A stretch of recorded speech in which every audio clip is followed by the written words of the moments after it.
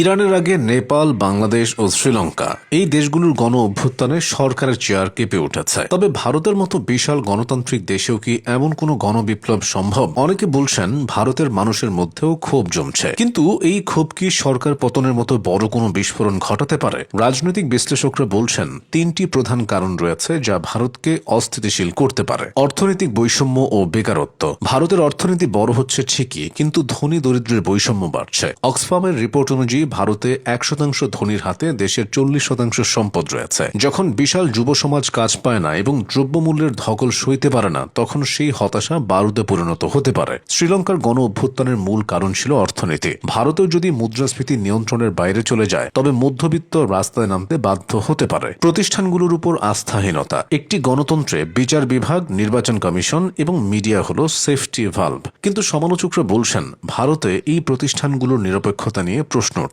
যদি মানুষ বিশ্বাস করতে শুরু করে যে ভোটের মাধ্যমে সরকার পরিবর্তন সম্ভব নয়, যেমনটা বাংলাদেশে ঘটেছিল, তখনই মানুষ ব্যালট ছেড়ে রাজপথ বেছে নেয়। সাম্প্রদায়িক মেরুকরণ। হিউম্যান রাইটস ওয়াচ এবং বিভিন্ন আন্তর্জাতিক সংস্থার রিপোর্ট বলছে ভারতে ধর্মীয় অসহিষ্ণুতা বাড়ছে।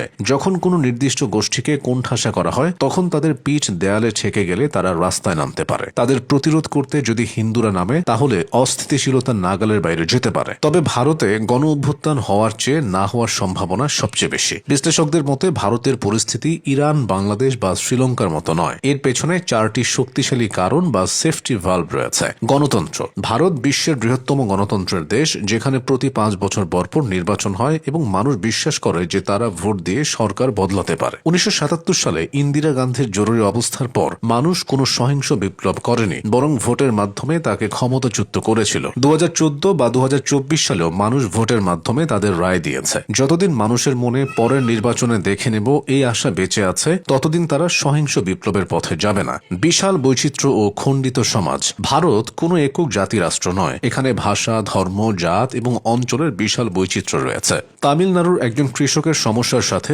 উত্তরপ্রদেশের একজন কৃষকের সমস্যা সবসময় এক হয় না। এ কারণে পুরো ভারত জুড়ে একই ইস্যুতে একই সময়ে সবাইকে এক করা প্রায় অসম্ভব। ছোট ছোট পকেটে বিক্ষোভ হতে পারে, কিন্তু তার জাতীয় গণ অভ্যুত্থানের রূপ নেওয়া কঠিন। শক্তিশালী বিরোধী দল ও রাজ্য সরকার।